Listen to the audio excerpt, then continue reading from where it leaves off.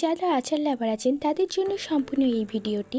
Hello guys, welcome back to my channel. যারা এইভাবে আচার বানাতে চান সম্পূর্ণ ভিডিও দেখে তারপরে বানানোর চেষ্টা করবে। এখানে দিয়ে দিচ্ছি গুঁড়ো মশলা, জিরে গুঁড়ো, ধনে গুঁড়ো, সর্ষে গুঁড়ো।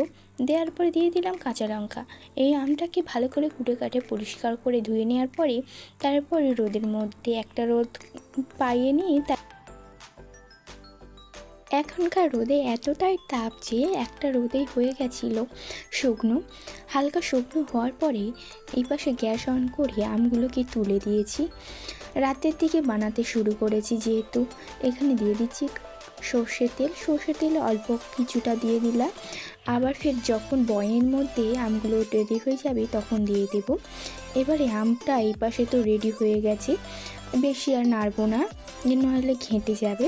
এবারে দেখুন ঠান্ডা করে নিয়ে বয়নের মধ্যে ভরে নিচ্ছি। বয়নের মধ্যে ভরে নেওয়ার পরে সর্ষের তেল দিয়ে দিয়েছি। যত ভালোভাবে রোদ খাতে পারবেন ততটা ভালোভাবে মুছবে। ভালোবেসে মূল্যবান সময় দিয়ে ভিডিও দেখার জন্য ধন্যবাদ। ভালো থাকুন, সুস্থ থাকুন।